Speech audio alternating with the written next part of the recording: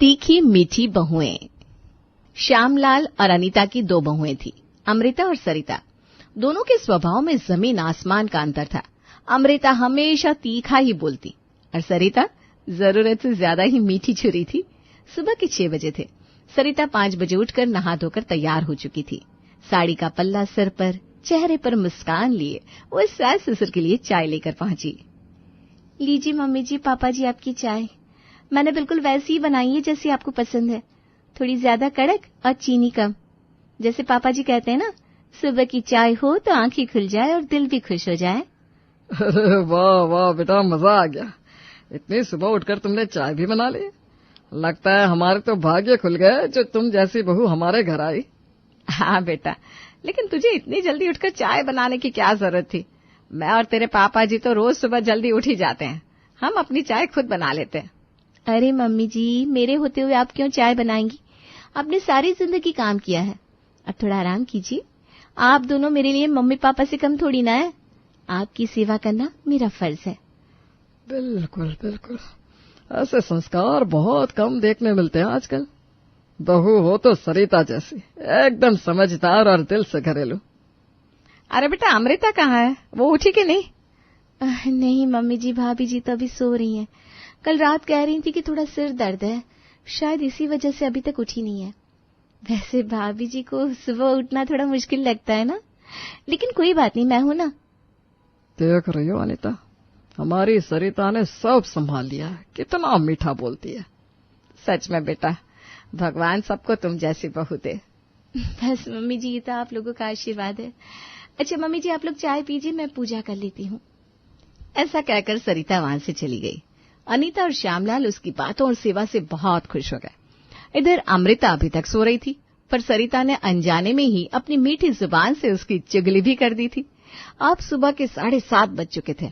सरिता kitchen में पराठे सेक रही थी, अनीता एक स्टूल पर बैठकर उसे देख रही थी। तभी अमृता ऊँघती हुई आई। अरे अमृता, अब उठी है? देख जरा सरिता को, सुबह 5 बजे से उठी हुई है, नहा धोकर तैयार भी हो गई, हमारे लिए चाय भी बनाकर लाई और अब पूरे घर का नाश्ता भी बना रही है। कुछ सीख इससे। मम्मी जी, हर कोई सरिता जैसा बनने की कोशिश नहीं करता, और वैसे भी जरूरत से ज्यादा मीठा कभी कभी नुकसान भी करता है। मुझे सरिता से कुछ भी सीखने की जरूरत नहीं है। अरे नहीं नहीं भाभी, मैं तो यूं ही जल्दी उठ जाती हूँ। आप आराम से उठिए ना, मैं सब कुछ संभाल लूंगी। हाँ, तुम तो बहुत महान हो, तुमसे तो हमें शर्म आनी चाहिए ना। एकदम परफेक्ट बहू हो, भगवान जाने कैसे कर लेती हो। अमृता, हर बात में ताना देना ठीक नहीं है। घर में सब साथ मिलकर काम करे तो ही अच्छा लगता है। और अगर सरिता ने कुछ अच्छा किया है तो उसकी तारीफ करने में क्या हर्ज है? तो मैंने कब कहा कि उसकी तारीफ मत कीजिए? मैं तो कहती हूँ सरिता की तारीफ में किताब ही लिख डालिए, पर उसके चलते मुझे क्यों सुनाती है? मैं जितने बजे भी उठती हूँ उसी टाइम पर उठूंगी, और जो मेरा काम है वो मैं कर लूंगी। और उसे जल्दी उठने के लिए मैंने तो नहीं कहा था। जल्दी उठे या देर से उसकी मर्जी। तुझसे तो बात करना ही बेकार है, हर बात पर बस कड़वे शब्द ही बोलने आते हैं तुझे। तभी दक्ष दौड़ता हुआ आया। मम्मी भूख लगी है, दूध दे दो ना। हे भगवान, उठते ही तुझे भूख लग जाती है? जरा रुक नहीं सकता क्या? मैं कोई मशीन हूं, बस उठते ही सब कुछ तैयार कर दूं? फिर सरिता की तरफ मुड़कर कहती है, सरिता देख जरा इसे, दूध दे देना इसे, नहीं तो अभी मेरे सर चढ़ जाएगा। आओ दक्ष, मैं तुम्हें चॉकलेट वाला दूध देती हूँ। चाची आप बहुत अच्छी हो। लो भाई, सरिता का एक फैन और हो गया। दक्ष। अमृता गुस्से में अंदर चली गई। सरिता ने दक्ष को दूध बनाकर दिया और सबके लिए नाश्ता भी लगाया। ऐसे ही दोपहर हुई। अनीता सोफे पर बैठी कुछ सोच रही थी, तभी पड़ोस की विमला और कमला अनीता से मिलने आई। अरे कमला, विमला, कहो कैसे आना हुआ? बस यूं ही अनीता, सोचा तुझसे मिल आए, इतने दिन हो गए गप्पे नहीं मारे। तू तो भाई घर से बाहर निकलती ही नहीं। हाँ भाई, पड़ोस में रहकर भी मिलने का मौका नहीं मिलता। अब सोचा चलो हम ही हो आए। तेरी बहुएं तो खूब नाम कमा रही है मोहल्ले में। तेरी बहू अमृता की आवाज तो बाहर तक आती है। अब क्या ही बताऊं, अमृता का स्वभाव थोड़ा तीखा है, पर दिल की बुरी नहीं है, बस थोड़ी मुंह फट है। रहने दे अनीता, उसकी बातों पर रफू करने की कोई जरूरत नहीं है, हमें सब पता है। हमें अच्छे से याद है, जब पिछली बार हम आए थे और हमने उसे कहा था कि थोड़ा धीरे बोला कर, बाहर सब सुनते हैं, अच्छा नहीं लगता, तो हम पर कैसे भड़क गई थी? हाँ, मुझे भी याद है कैसे हम पर नागिन की तरह फुंकार मार रही थी। तभी सरिता ट्रे में चाय और नाश्ता लेकर आती है, चेहरे पर हल्की मुस्कान और वही मीठी आवाज। नमस्ते कमला काकी, नमस्ते विमला काकी, लीजिए आपके लिए गर्मा गर्म चाय और थोड़ी सी मटरी, अभी ताजे ताजे बनाए, आपको पसंद आएंगे।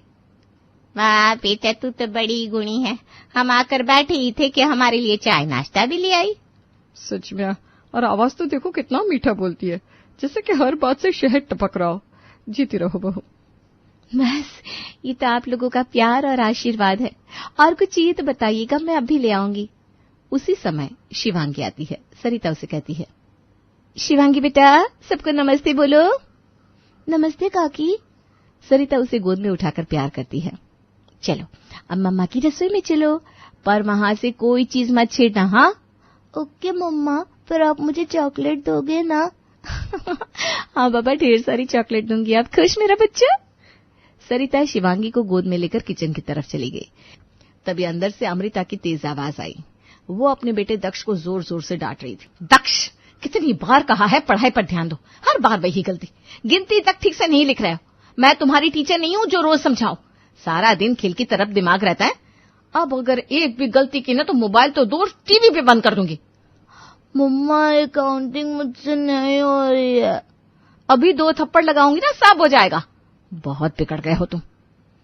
दक्ष डर कर रोने लगा। इधर कमला और विमला बाहर बैठी ये सब सुन रही थी। उन्होंने अनीता से कहा, तेरी बड़ी बहू है ना ये अमृता, इसकी तो आवाज सुनकर ही डर लगने लगता है। बेचारे बच्चे को तो रुला ही दिया। माँ बेटे में प्यार दिखना चाहिए। यहाँ तो अमृता दक्ष को ऐसे डांट रही है जैसे वो उसकी सौतेली माँ हो।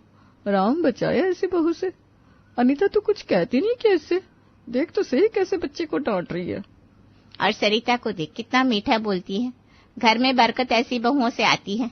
शिवांगी से भी बहुत प्यार करती है, इतना काम करती है पर चेहरे पर शिकन तक नहीं है। हाँ मैं सब समझती हूँ, मेरी दोनों बहुओं में बहुत फर्क है, पर आज तो अमृता ने हद ही कर दी। बेचारे बच्चे को कितनी बुरी तरह डांट दिया। मुझे उससे बात करनी ही पड़ेगी। अच्छा अनीता, ये तुम्हारे घर का मामला है, अब हमारा यहाँ ज्यादा रुकना अच्छा नहीं है। हाँ कमला सही कह रही है, अब हम चलते हैं, फिर आएंगे। ऐसा कहकर विमला और कमला वहां से चली गई। अनीता ने गुस्से में अमृता को आवाज दी, अमृता बाहर आ, जरा बात करनी है तुझसे। अमृता थोड़ी झल्लाई सी बाहर आती है।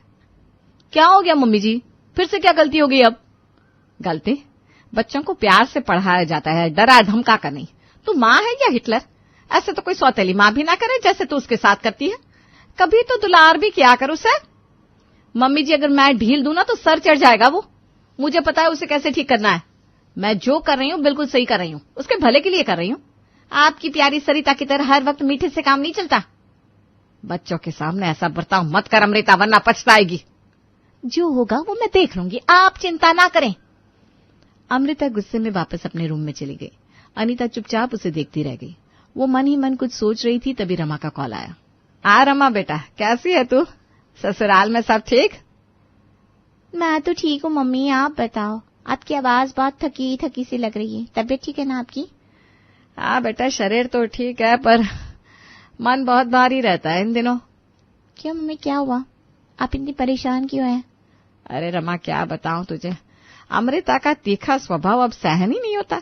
हर बात में मुंह चलाना, ताने देना, कड़वी जुबान। घर का माहौल कड़वा हो जाता है उसके बोल से। कोई कुछ कह दे तो झट से जवाब देती है, और वो भी ऐसा कि सुनने वाला चुप रह जाए। ओहो, और सरिता भाभी? वो तो किसी से कुछ नहीं कहती ना?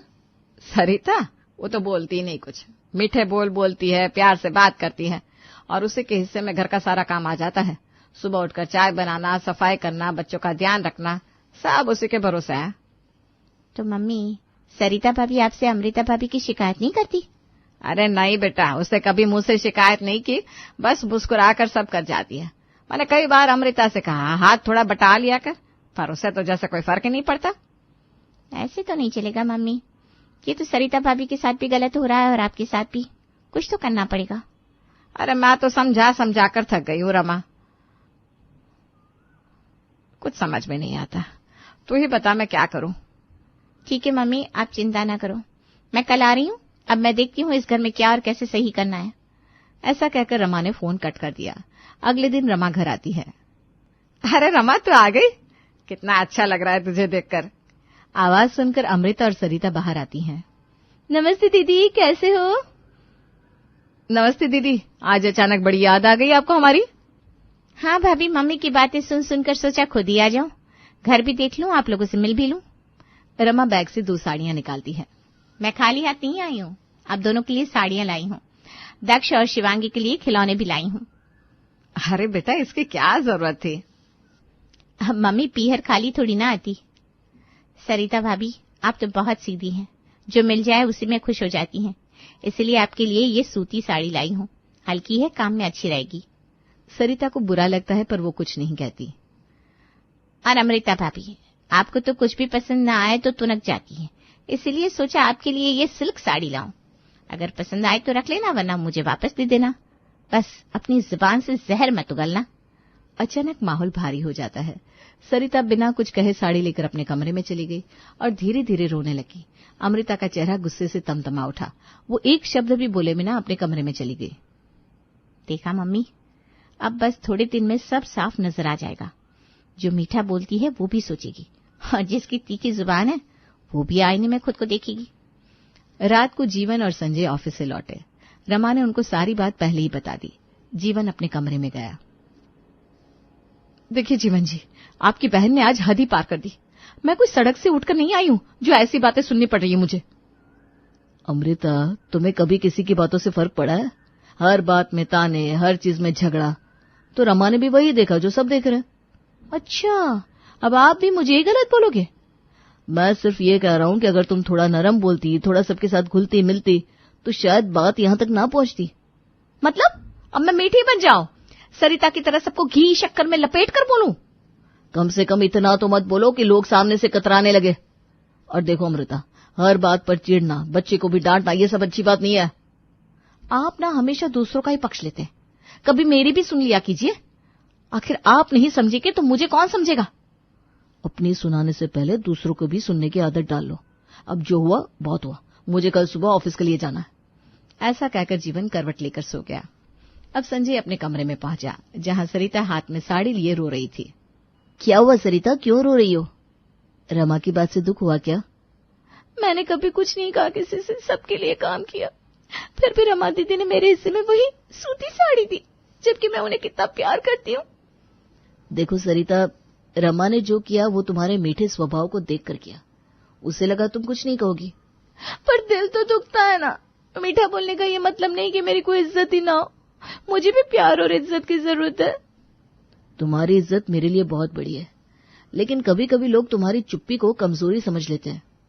तो क्या करूं, तीखी बन जाऊं, अमृता भाभी जैसे बन जाऊं? नहीं, ये मैं नहीं कह रहा हूं, पर इतना भी मत झुको कि लोग तुम्हारी कदर करना ही भूल जाए। कभी कभी अपनी बात कहना भी जरूरी होता है। पर नहीं आता मुझे बोलना। सीख जाओगी। और सुनो, ज्यादा मत सोचो, जो हुआ सो हुआ। अब सो जाओ, सब ठीक हो जाएगा। इसी तरह संजय भी सरिता को समझाकर सो जाता है।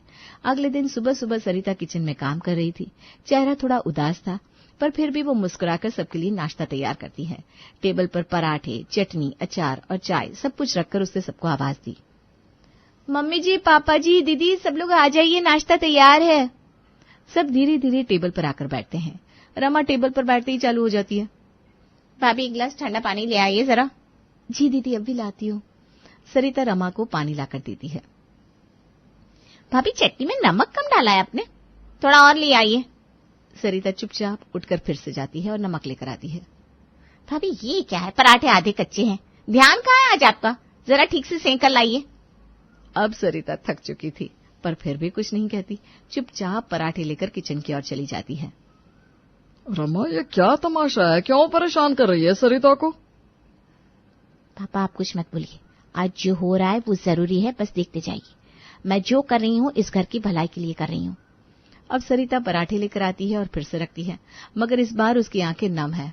वो कुछ पल रुकती है, फिर अचानक फूट फूट कर रोने लगती है।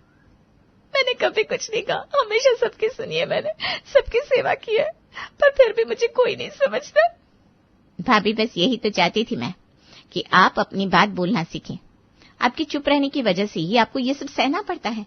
मीठा होना अच्छा है, पर ज्यादा नहीं। जब जरूरत हो तो बोलना भी आना चाहिए।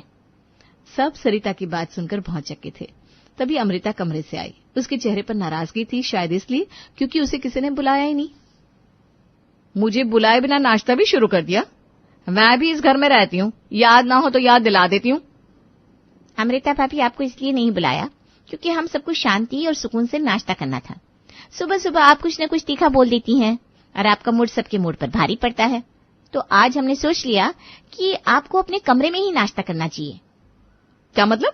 आप लोग मेरे साथ नाश्ता नहीं करना चाहते? मुझे अपने ही घर में अब दूर दूर रहना होगा। नहीं भाभी, आप खुद को सबसे दूर कर रही थी। हर किसी से उलझना, हर बात पर जवाब देना, हर वक्त तीखी मिर्ची जैसे बने रहना, और आप सोचती हैं लोग आपको पसंद करें। अमृता अब थोड़ी शर्मिंदा होने लगती है। धीरे धीरे उसकी आंखें भरने लगती है। शायद मैं ही गलत थी। मैंने कभी किसी की हालत नहीं समझी, बस अपनी ही कहती रही और दूसरों को नीचे दिखाया। मैंने अपने बच्चे से भी कभी प्यार से बात नहीं की।